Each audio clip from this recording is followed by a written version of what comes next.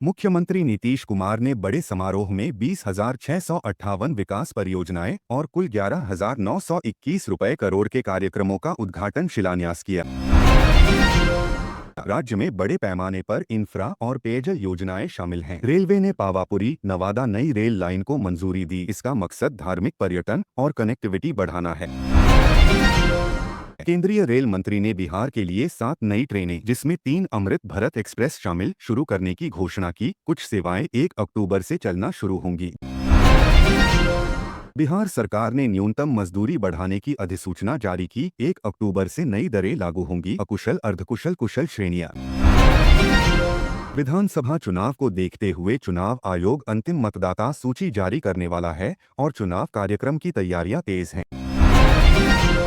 Patna police ने एक कुख्यात आपराधिक गिरोह के सदस्य को गिरफ्तार किया। छापेमारी में हथियार और आपत्तिजनक सामग्री बरामद।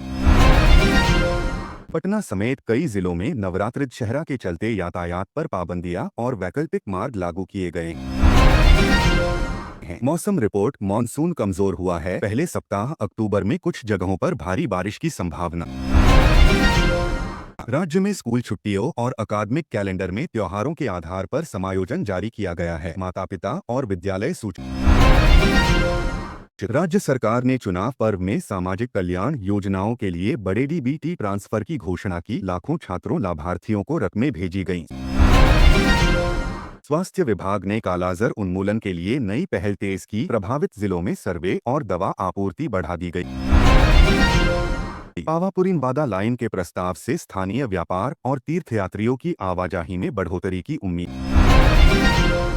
थाना स्तर पर नशा तस्करी पर अभियान तेज। कई स्थानों पर गांजा नशीली सामग्री के साथ गिरफ्तारियां हुई। पटना में एक नया आईटी स्टार्टअप हब पुनर्जीवित करने के प्रयासों पर चर्चा। स्थानीय उद्यमियों के लिए सुविधाएं बढ़ाने का प्रस्ताव। राज्य में बिजली वितरण सुधार के तहत कुछ जिलों में सबस्टेशन अपग्रेड और निवेश की घोषणाएं हुई। आईआरसीटीसी के टिकट बुकिंग नियमों में बदलाव। 1 अक्टूबर से आरक्षण के शुरुआती समय में आधार वेरिफाइड खाताधारकों को प्राथमिकता का प्रावधान। स्थानीय बाजारों में तैयारी। दशहरे नवरात्रि के मद्देनजर व्यापारियों ने सप्लाई और स्टाफिंग बढ़ा दी है। ग्रामीण क्षेत्रों में पेयजल योजनाओं के कई छोटे बड़े उद्घाटन हुए, जिससे ग्रामीणों को लाभ होगा। जिलेवार विकास परियोजनाओं में स्कूल भवन, खेल मैदान और लाइब्रेरी के उद्घाटन के कार्यक्रम हुए। चुनावी माहौल के चलते राजनीतिक दलों की चुनावी रैलियां और प्रचार तीव्र। यात्रा सुविधाओं के चलते प्रशासन सतर्क।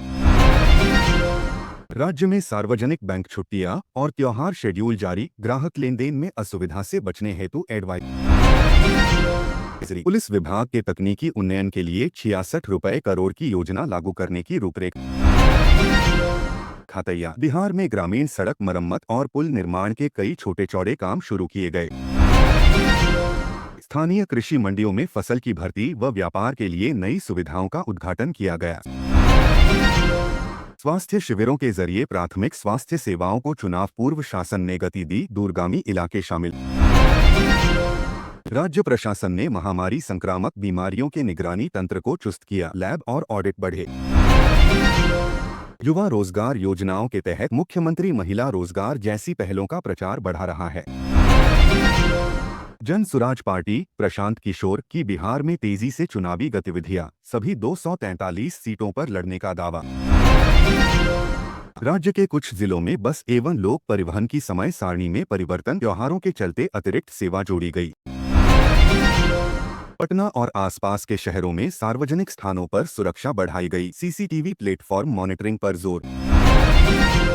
महिला सशक्तिकरण स्कीमों के प्रचार पर सरकार ने जोर दिया। स्थानीय स्तर पर कार्यशालाएं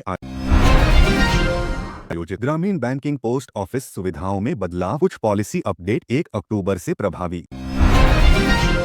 भागलपुर व कुछ जिलों में बैंक हॉलिडे शेड्यूल के कारण ग्राहकों को अग्रिम धन निकासी का संदेश।